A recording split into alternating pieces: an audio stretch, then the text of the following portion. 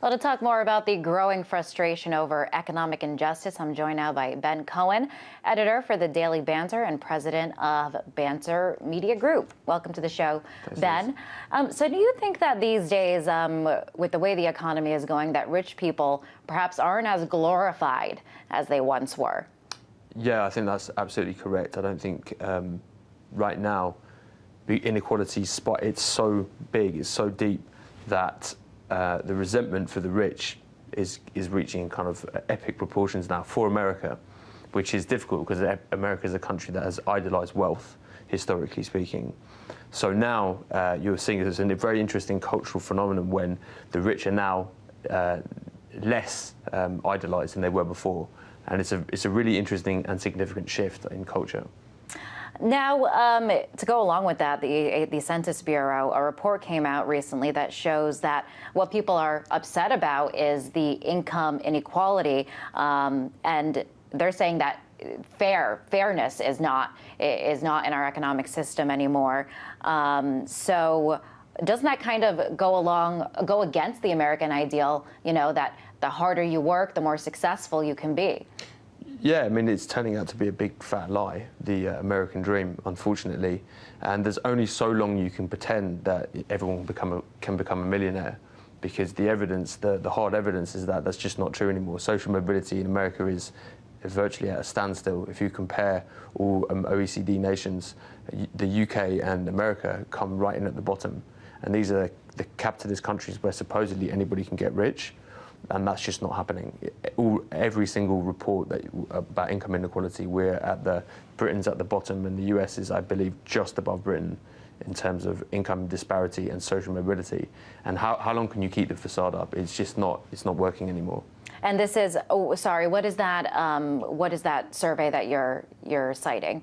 In terms of income inequality, there's several reports. I mean, the OECD... In developed countries? Yeah, in developed countries, yeah. All in developed industrialized nations, we come in way at the bottom. And that's across multiple studies and surveys done. Interesting. Yeah. And another survey now says 2/3 of Americans are unhappy with this current economic model. But it's been a model that we've had for a very long time. Why are people so frustrated and unhappy with it now? Well, what's happened over the last 30 years is the financialization of the economy, where we've moved away from industry and we've switched to financial services. So that's a very unstable system, economic system to have, where you have gigantic risk, gigantic reward, and gigantic losses. And that's essentially where you have profits are privatized and risk is socialized. So Wall Street goes out and bets money on bad mortgages and whatever other risky financial products they sell. And then, you know, in the short term, there's massive economic reward for that. In the long term, you get gigantic economic downturn when it all turns out to be nonsense. And then you have the public that bails the rich out, that bail the banks out, and we incur the debt as well. So you have a system that's consistently sucking money out of the lower and middle classes and funneling it upwards to the rich. And that's no longer, you just can't lie to people anymore. It's just not possible. You know, the massive amounts of debt, the decreasing home prices, you know, education costs are soaring, food prices are going up, rent is going up, and wages are stagnating for most of the economy. So it's a matter of time until this perception shifts completely.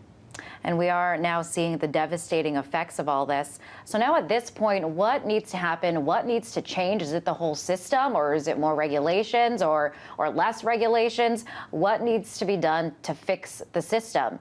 I think the regulation would help a lot, but then you've got the politicians are not going to want to regulate if they're being paid and bought by banking institutions. So regulation will certainly help, and the Obama administration has not been great, but it's done something. They've done a little bit. But really is public consciousness about that, and they have to participate more in the political process to get things done. If they don't do that, if the public continues to be disenfranchised from the political system, nothing's going to happen. So it's awareness and it's participation.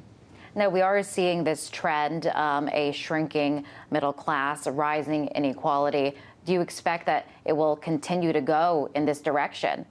Definitely, and it is. The Obama administration is, I believe that they are trying to stem the tide of inequality, but they're not stopping it. It's the same in Britain. If you look at the Conservative, the Labour government, New Labour, inequality spiralled under New Labour. It would have got worse under a Conservative government, and New Labour prevented it from getting so extreme that the entire country fell apart. But they're curbing it, and that's what the Obama administration is doing. Inequality is still going like this. It's going to get worse before it gets better. And it is these issues that have prompted movements like the Occupy Wall Street movement. People are angry, coming out on the streets, literally protesting against the system that they see to be unfair. And do you expect this movement to make a comeback now in the spring, or movements like it, or for it to grow in numbers in response to this system that you say is going to keep going in the direction that it's heading? Hopefully it's going to keep growing, or it's going to come back. It's quite splintered, the Occupy Wall Street movement. It's not particularly well organised, and they don't have a real.